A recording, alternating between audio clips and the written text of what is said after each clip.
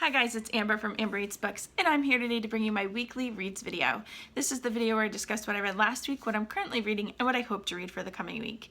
Now, as I told you guys, this past week was spring break for me. I was so happy to just have a bunch of days off in a row, just to be able to, catch up on things around the house and to be able to get outside and enjoy the gorgeous weather that we had last week.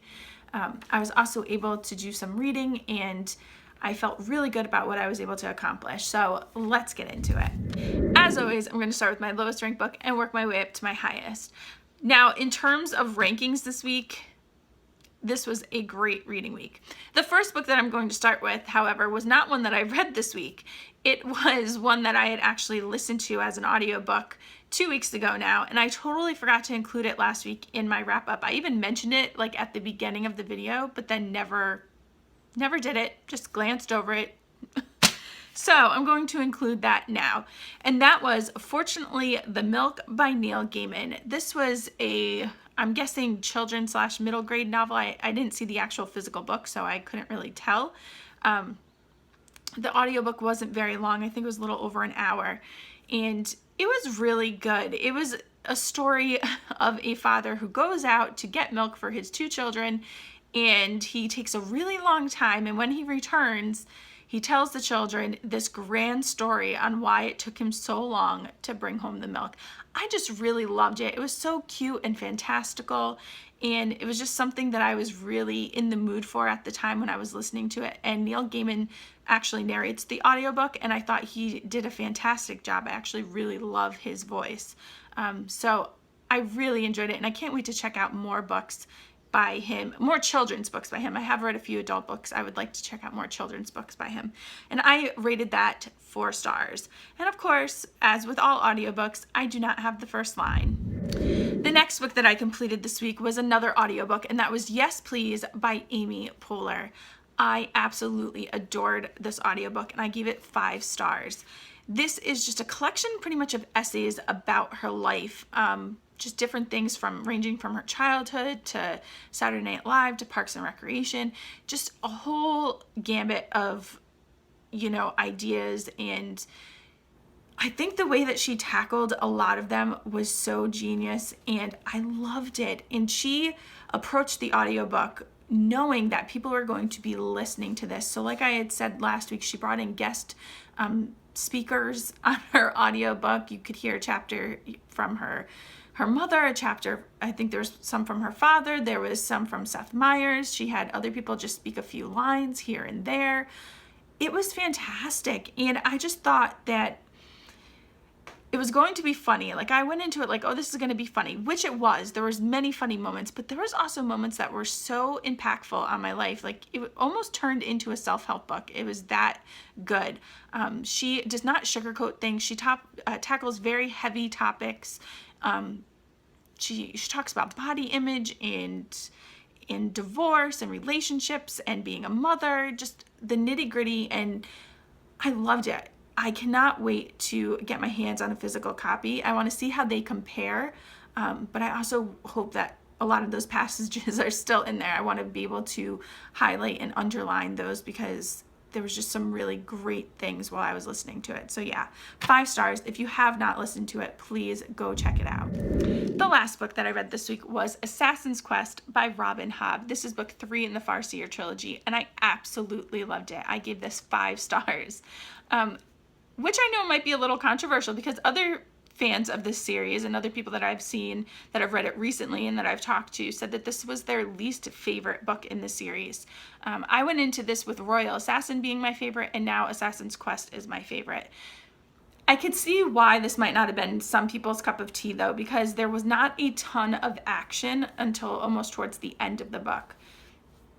So people that are more plot driven may not have enjoyed it, whereas I am more character driven and I absolutely adored it. Our main character, Fitch, just grows so much in this book. He finally kind of comes into his own, and I just loved that. I also loved all of the side characters.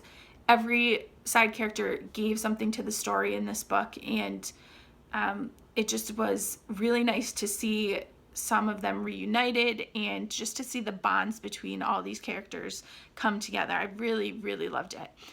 Now, having read this series, the next series would have been the Live Ship Traders trilogy, but I already read that. I read them out of order. I wish I had read this one first, only because it would have helped me understand some more things in the Live Ship Traders trilogy that I didn't before. Like, one of them was a whole character I might have noticed a connection to. So I went back online and tried to look up some things to figure out what it was that I may have missed. But now I'm really looking forward to going on to the next trilogy, which I believe is the Tawny Man trilogy. So 5 stars. If you guys are a fan of fantasy, please pick these books up because they are just fantastic. I will say, though, they take a while to read. She is a very detailed writer. I can read fairly quickly, but even these books take me anywhere between, 5 and 7 days to finish. This book was almost 700 pages, and you could just see all of the print on each page. It is such a chunker, and I'm glad, though, that I read it and that I was able to accomplish it during Tome Topple. The first line in this book is, "I wake every morning with ink on my hands." So those were all the books that I was able to accomplish. So let's move on to what I'm currently reading. The first thing I just started this morning, I'm only a few minutes into it, I'm probably about 15 minutes into the audiobook, is Perks of Being a Wallflower. I have never read this before, and I don't know if I will like it. I am listening to it, but it seems similar to some of the books that I've already listened to on audiobook, and I don't know if I'm in the mood for it, but I will give it a little bit longer and see if it's something that I can get behind, or if it's just something that maybe I need to put down and revisit at a later time. So we will see, but that is one that I am currently reading. Another book that I'm currently reading is The Blood Mirror by Brent Weeks. This is book 4 in the Lightbringer series. This is also for Tome Topple. I wanted to start it yesterday, which I did, but I didn't start it till very late at night.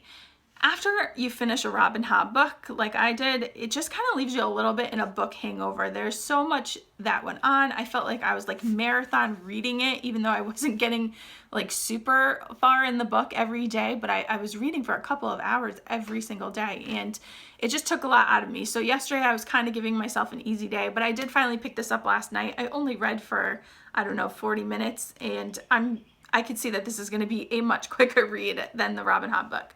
I love this series as well. This has a huge cast of characters, and I'm glad that in this book they actually included a synopsis of the series, and they also had maps in this book as well, which really helped me. It helped me get back into the story, helped me be able to picture things easier, and after I finish filming this video here today, I'm probably going to sit down and read it before I have to go back to work later today. So I'm really, really enjoying it. So glad I'm back in this world. Another book that I'm currently reading, and will probably be reading for the next couple of weeks, is Paper Butterflies by Lisa Heathfield. This is our April hashtag on the BookTube shelves pick. We started our reading of it. Elisa did the first update this past weekend. We read up to page 77, and I'm just taking this in its weekly chunks. I'm not going to sit down. I could probably finish this book in a day. It's that quick of a read, but I'd rather take my time and follow along with the rest of the girls in the book club. The next update is going to be this weekend, and Chloe will be doing that. We will be reading up to page 156. So if you guys are following along, page 156 for this week. Really enjoying it so far. I have a lot of thoughts about it. There's a lot of things going on in it that bring up a lot of emotions for me. So when I do my wrap up, I will get more into that, it'll be a couple of weeks until my wrap up, but I'm enjoying the journey so far. So on to what I want to read for the rest of the week. I think The Blood Mirror is probably going to take me a few days. I mean, it is a quicker read than Assassin's Quest, but I just feel like just the sheer size of it is going to make it a little difficult for me to be able to read, especially at work. I just don't want to carry that giant book with me. So we will see. I will try to finish it before the end of Tome Topple. I had 2 other books picked out for Tome Topple, which even though Tome Topple ends on Friday, I'm probably just going to continue on with them anyway. And that is The Ask and the Answer and Salem's Lot by Stephen King. So if I finish the other books, these would be one of the 2 that I would pick up. So that is it for me this week. I hope you guys have a great week and happy reading.